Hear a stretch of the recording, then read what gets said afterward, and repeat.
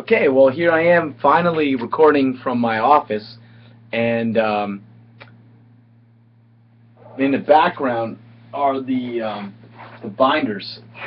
I'm gonna take these off the shelf. These are the original binders where I collected the experiments, the daily writing, and filled 2 binders completely.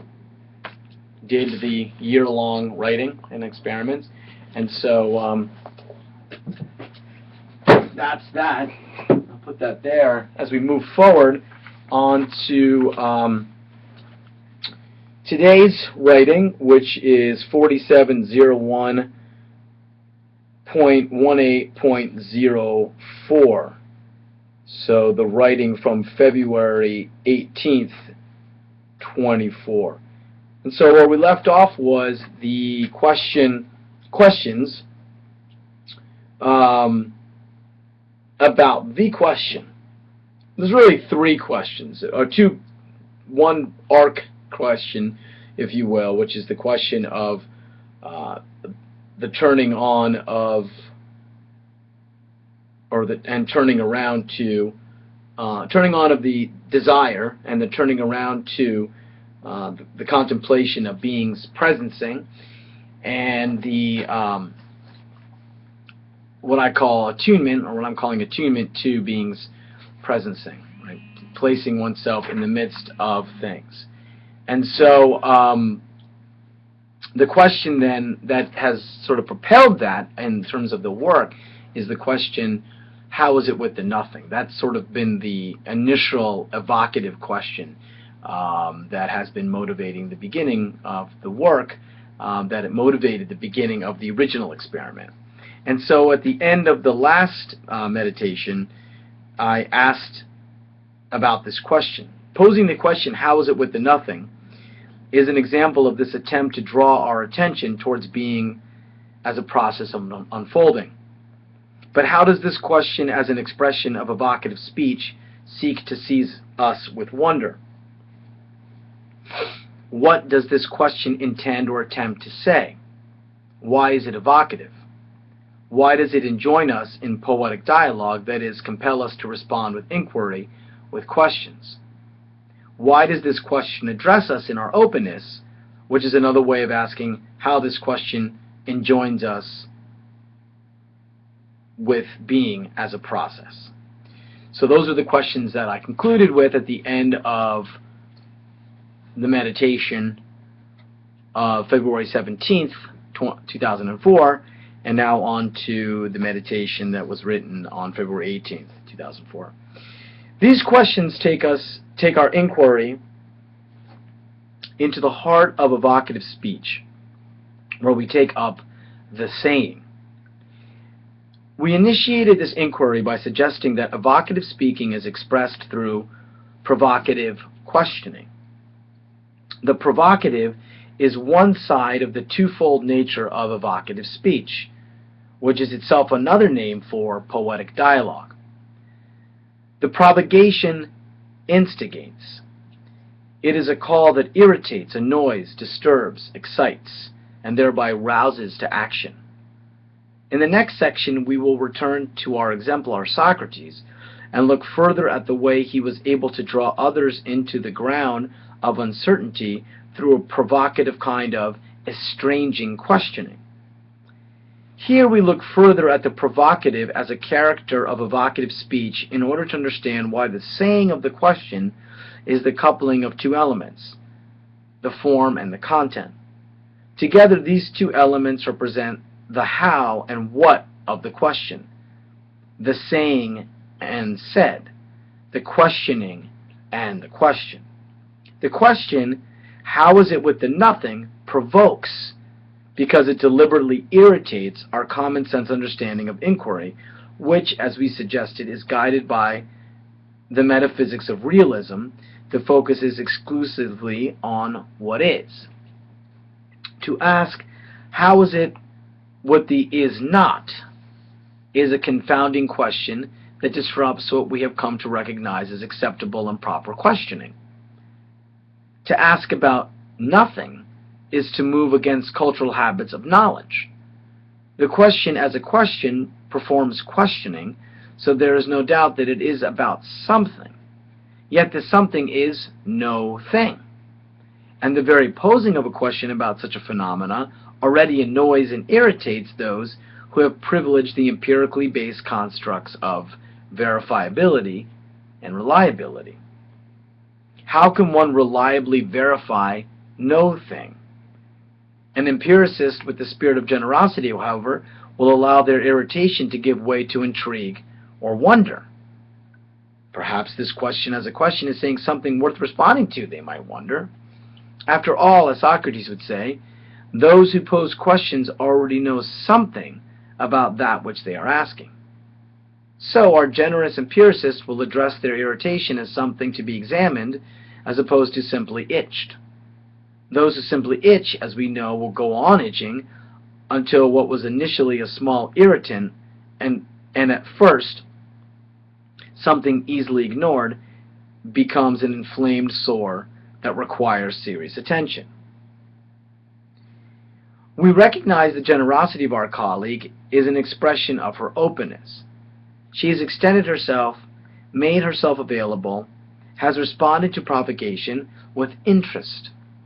She has been displaced for the moment, but recognizes this repositioning as an opportunity for inquiry. She is a seeker, one who has a passion for the search for meaning, to explain perhaps to a fault the worlds that appear before her. The question, how is it with the nothing, strikes her as perhaps another world to be examined. And that was it. It's interesting, when I look back at the original, I see that I wrote, sort of not able to pick it up on the camera, but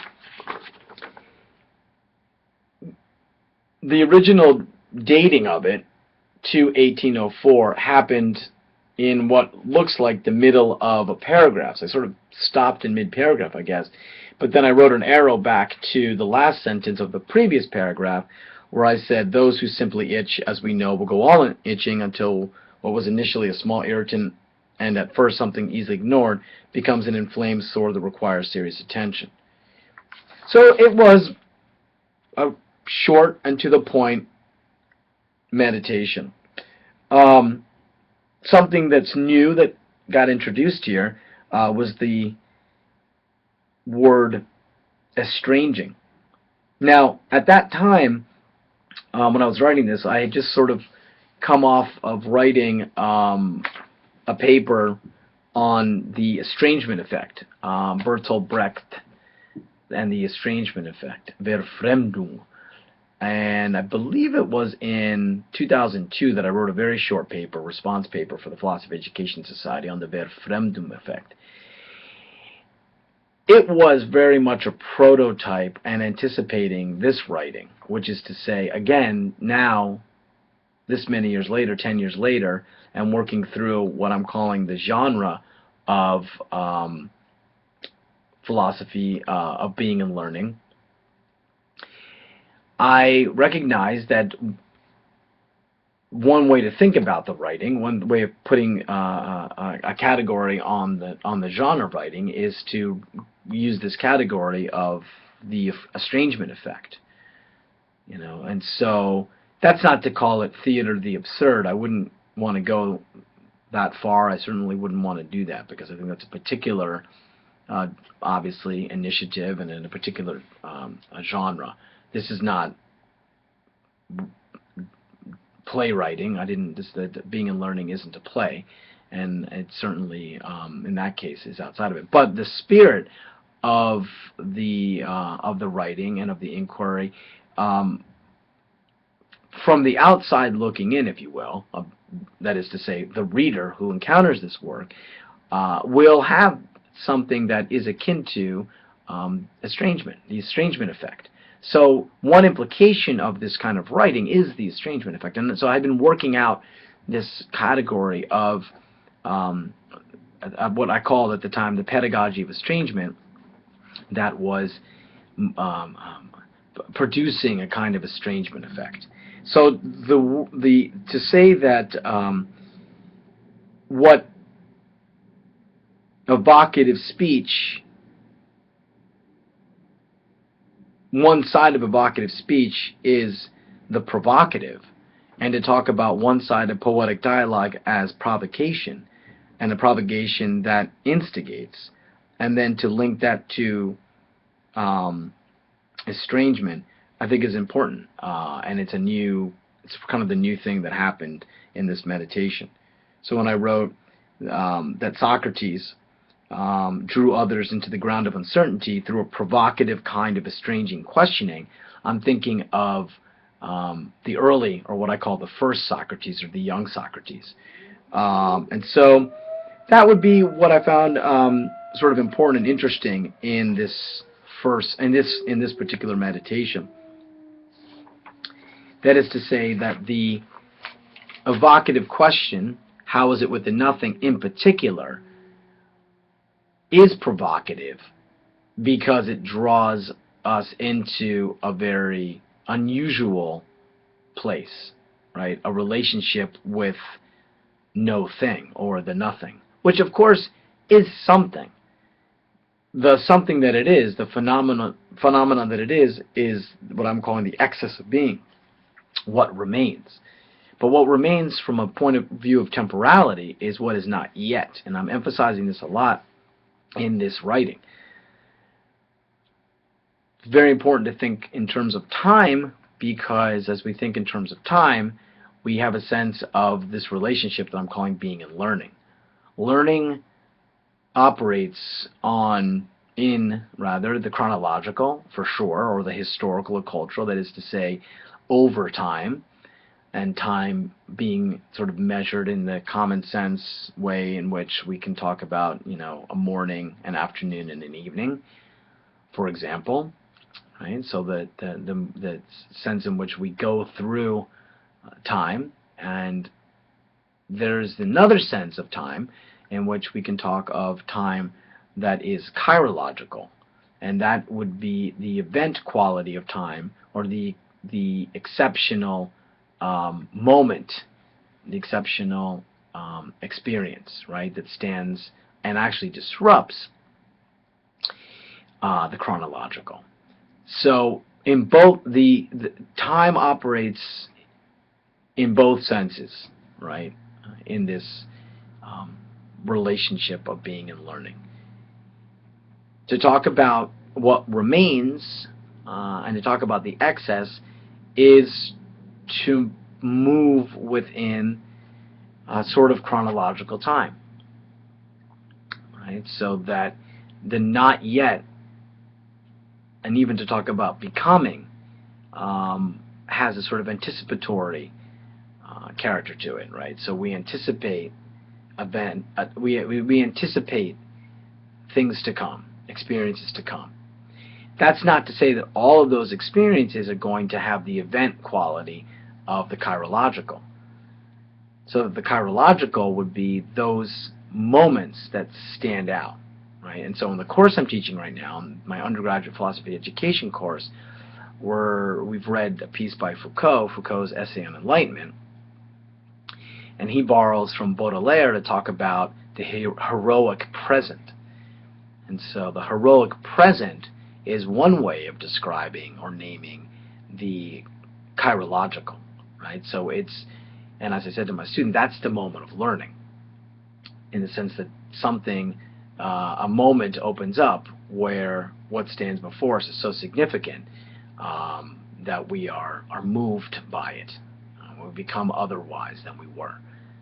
And in this existential sense, we learn. So that heroic present happens within the chirological.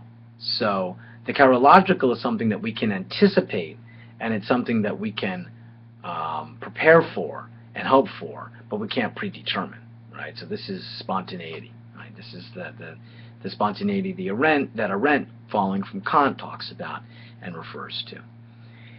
So we have these two senses of time at work. And evocative speech and provocative questioning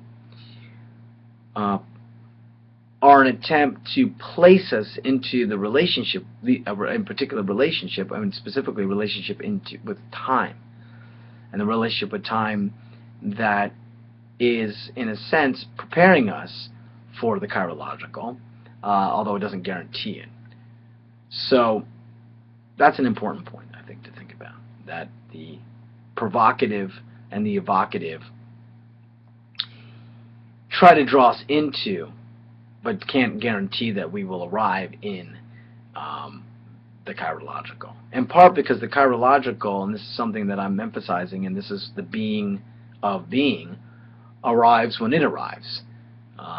It is not something that we create. It's not something that we orchestrate. We can anticipate, we can hope for, but we don't create it.